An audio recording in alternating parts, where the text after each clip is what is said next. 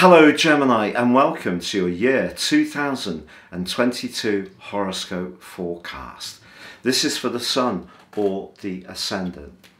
Now what I'm going to do is tell you a lot of exciting information, not least that Mars is going to be in your sign for 5 months this year, but also the North Node moves out of your sign and into the sign of Taurus. I'm going to tell you all about the Eclipse series that's going to be so influential this year, and also the pattern of Mercury, and also your new moon. But the start of this story does not begin in 2022, it begins at the end of 2021 with an eclipse. But before I get into that, I just want to thank you again for joining me. If you've yet to subscribe to my channel, I'd be grateful if you did so now. Please click or tap on the bell notification symbol. Also, if you'd like your 3 daily horoscope fired to your device each morning, please see the link below to subscribe. And if you'd like to ascend above this zodiac forecast and embrace your personal astrology for year 2022, you can get your forecast based on your time, date and place of birth. And if you order in 21 at any time from now through to the end of the year, I'll give you the rest of year 2021 free, plus 30% off, plus your character analysis. Now if you order into year 2022, I will give you 12 full months from the time of the order. But without further ado, on the 4th of December last year, there was a solar eclipse. And this was a really critical solar eclipse because it occurred in your sector of relating. But the emphasis was hiked up even more because your ruler Mercury was embracing both the Sun and the Moon. So as you come into this new year, I think relationship matters are really going to be very much at the heart of your thinking. Also, when that eclipse occurred, so Venus and Pluto were side by side in your 8th house of devotion. Now that's also very much an area to do with longer term finances. And in fact, all through December, those two were pretty close together. And on the 19th of December, Venus went into a retrograde. So as you come into this new year, the overlay of the eclipse, which lasts about 6 months, is only just showing itself. So you've got another 5.5 months of thinking about how relationships, but particularly those that are very close or around finance, so business relationships, they are going to be very pivotal into this new year. Now on the screen, you can now see the solar return for 2022. And that conjunction between Venus and Pluto is repeated, but you can see Venus is in retrograde. And alongside these two is, yes, your ruler again, Mercury. But the location in Capricorn of Mercury is very much to do with business and commerce. So I feel, along with the Sun, as you enter into this new year, your desire to better your lot when it comes to your resources is definitely going to be at the heart of your New Year's resolutions.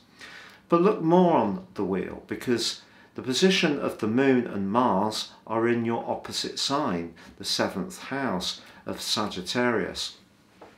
And also the midpoint between the Moon in Sagittarius and the Sun in Capricorn, which is the balance of your drive and more receptive energies between the Sun and the Moon, that's also in Sagittarius. So those relationships are cooked up even more going on from that solar eclipse of the 4th of December. As we come into the new year, the solar return provides a backdrop for the next 12 months. I want you to think about going to an art class and the tutor asks you on your canvas to paint a watercolour on, and then take your charcoal and outline the image that you want to paint in greater detail. Those two features, the back colour, the water wash and the charcoal etching, those are going to provide the backdrop energies for this whole year, and that's what the solar return is like. So I think relationships and money are going to be a critical part of your thinking. But also as we go into this new year, you can see the North Node is just in your sign still and squaring up with Jupiter, which is in your sector of success.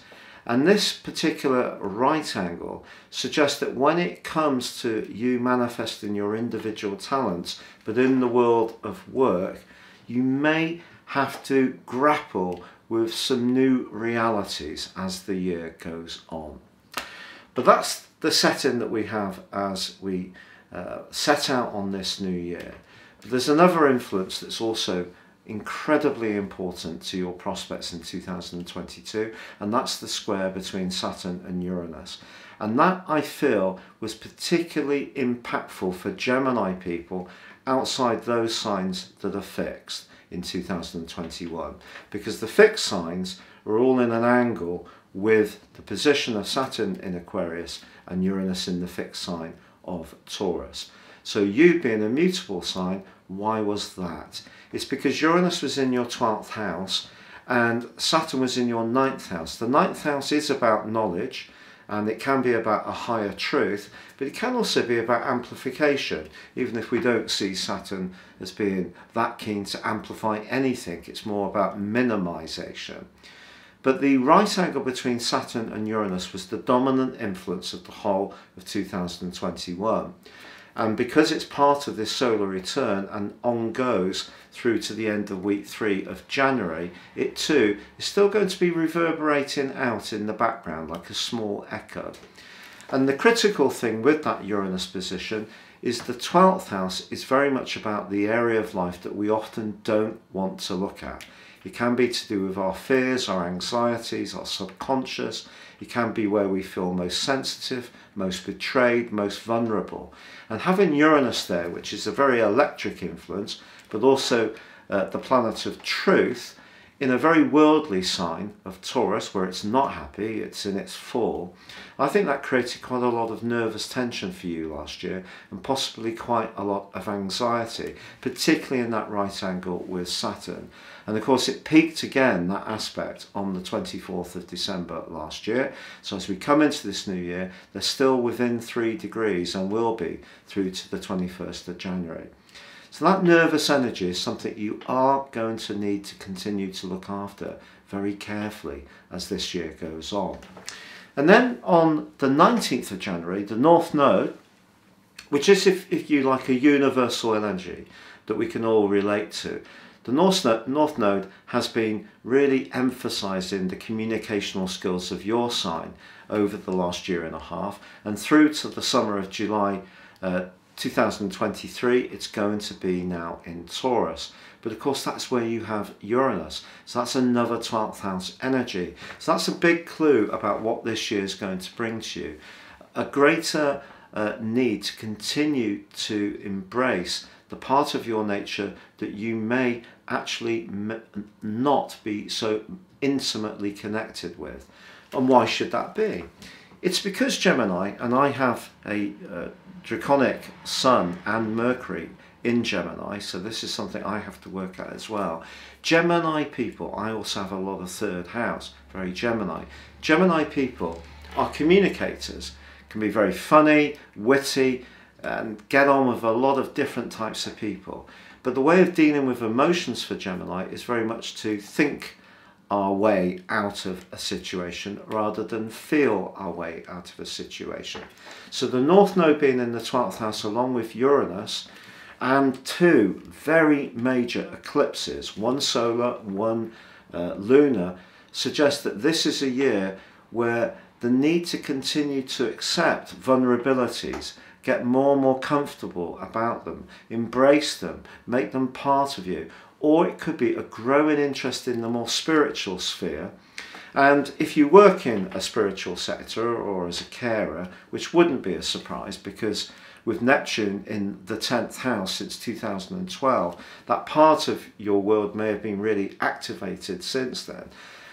Whether it is, you know, as a light worker, as a healer, a therapist, an astrologer, it doesn't matter what you've been doing. The compassion that Neptune gives in its home zone of Pisces has been informing the journey of Gemini people. But I think having the North Node in the 12th house along with Uranus and those two eclipses in the sign of Taurus this year, it's a lot about embracing that more spiritual, that more ephemeral, that less tangible part of life. That means listening to your instincts a lot more, not necessarily rationalizing things through the intellect quite so much, and being at peace with doing that.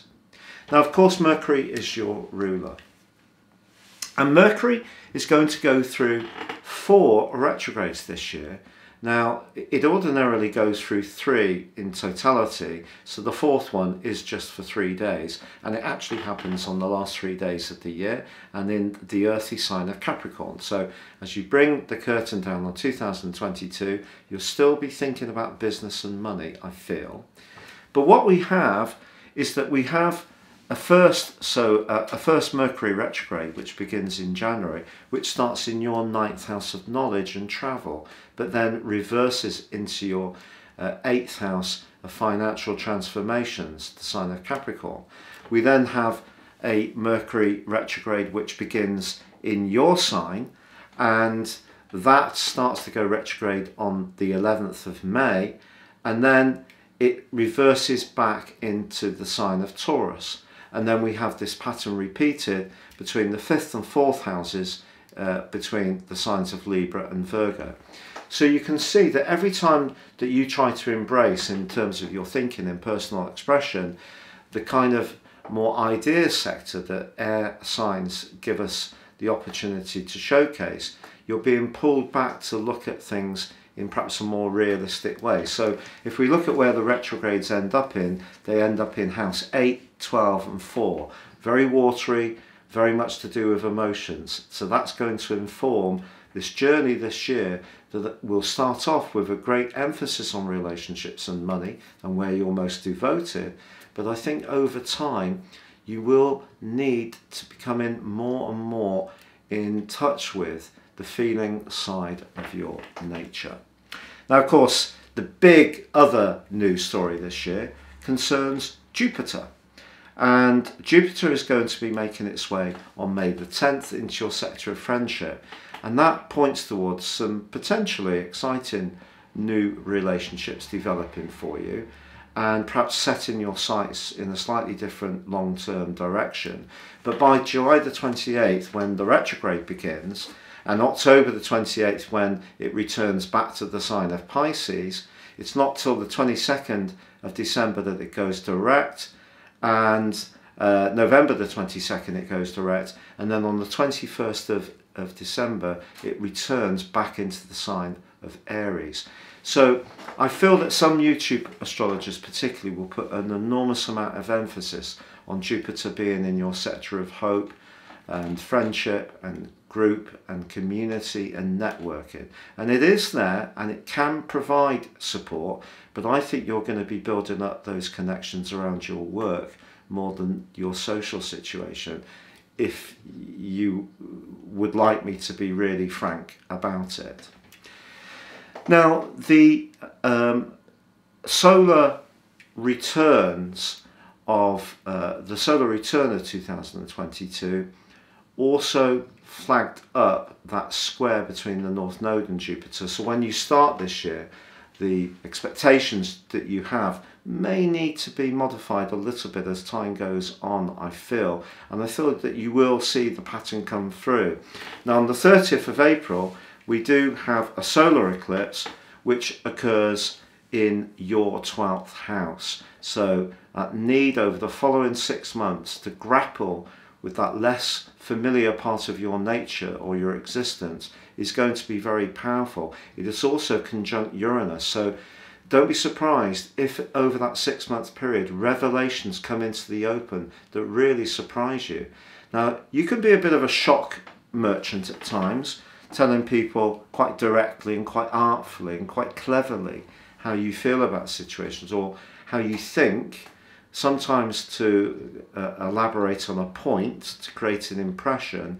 But because Uranus is combining with that solar eclipse on the 30th of April, someone could do it back to you in the following 6 months. Just be conscious of that.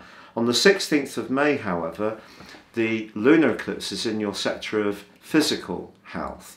but also where you practically work. On the 25th of October, you have the solar eclipse in your 6th house, but it's conjunct Venus. So a connection to someone through your work, where there's a good relationship, some kind of collaboration, that could be very important in the last quarter of the year.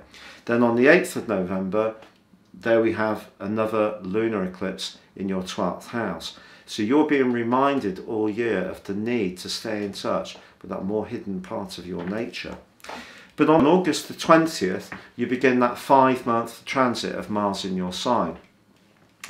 Now, if you remember, in 2020, Mars went through a very extended transit through the sign of Aries, which it governs.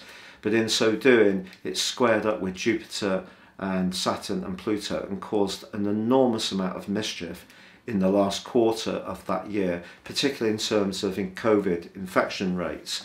But in the last 5 months of this year, Mars in your sign gives you the desire to sort of cut through the swathe, to in some ways potentially deny this more spiritual, emotional and 12th house energy that's bubbling around you, and take firmer control of what you're trying to do. Now that can be a good thing. Mars in the 1st house can make us very determined, for sure, can make us very direct in our approach. We want instant acknowledgement or gratification for whatever we're doing, but it also can be a transit where we knock our knees or stub our toes. Mars in the 1st house can make us more impulsive, in other words, and when the retrograde begins on the 30th of October, then you could go through a period of frustration in the last quarter of the year if you're trying to force the pace too much. So there's nothing wrong with trying to initiate new beginnings in the last 5 months, or to give yourself some kind of sexy makeover, be more direct in how you communicate to others the raw ideas you have. But there's so much subtlety going on around your situation this year, and it really begins with that eclipse of the 4th of December. It's saying the desire to link well with others is enormous. But we have to remember that Mercury, when it combines with the Sun and the Moon on the 4th of December 2021, Mercury is actually in detriment in the sign of Sagittarius. So not everything around relationships may be quite as it seems, even if that on the face of it seems a very positive, hopeful development. And as you come into the new year and you have that opportunity to embrace that colossal conjunction between Venus, Pluto and Mercury in your 8th house, your desire to improve your business life is important, but it has to work in terms of relationships. So working collaboratively will work well for you in 2022. Mars in your own sign is not a collaborative approach. It's a very single-minded, doing it on your terms approach as a counterpoint to the North Node being in your 12th house, along with Uranus. You're still going to have Neptune in the fuzzy, sometimes confusing 10th house. Pluto remains in your 8th house of major transformations, and you still will have Saturn, and for some of the year, in a rather awkward angle with Mars, but you will have Saturn in your 9th house of the truth, and that can, as I say, amplify things. Now let's just talk about the new moon in your sign of May the 30th, because that on the face of it looks very bright, but there is a collection of energy, guess what, in your 12th house. Mercury, your ruler, Uranus and the North Node. So to summarise your situation for this year, Gemini, I think the information I've given you is going to give you a tremendous opportunity to really steer your prospects with the knowledge that however much you try to move in the more mental plane, the more intellectual plane, there is going to be a need to get to know yourself a lot better. There's also going to be a need to perhaps embrace some new ways of thinking about healing, journeying in terms of your knowledge. It's not necessarily all about hard information. Sometimes it can be about less tangible things. And I think, whether you're someone who's been very resistant to spirituality in the past, or thought that all alternative medicine or treatments were a load of rubbish, You may be surprised this year by how you're steered in that direction in an ever more powerful way. Also, somebody could emerge this year as a hugely influential player for you. This could be someone who you really can respect and look up to, who doesn't do anything because they're going to gain anything from you. It's just their way of being, you know, whether it's Jesus Christ, whether it's some kind of philosopher, whether it is a greater knowledge of astrology, whether it is developing your own psychological or your psychic skills. All of these things can really grow and develop in enormous ways this year, but not if you're resisting them, because you would like to continue to exist using your intellect to work your way through life. I feel that year 2022 can be such an enriching year for you, and it could bring a very special relationship into your world based on that solar eclipse of the 4th of December and the solar return. Remember, with Moon conjunct Mars and the midpoint being in your 7th house, yes, Moon conjunct Mars can be a bit volatile, but it can also make things happen. So if someone comes into your world this year who you have that real kinship with, that doesn't require you to have a great big long lasting conversation, you just instinctively know that you're on the same page, someone can come into your world this year that is very, very special. But that Mars transit through your sign gives you enormous opportunities to progress, but don't try too hard and don't feel that you can use that energy in isolation to all the other energies that are bubbling away for you so marvellously this year. So wishing you all the best for 2022. Remember, if you'd like to ascend above Zodiac sign astrology, embrace your personal forecast, get the rest of 2021 free if you order it in 21, or for 12 months from the point of order in 22, plus your character analysis, plus 30% off, please see the link below. Take care and goodbye.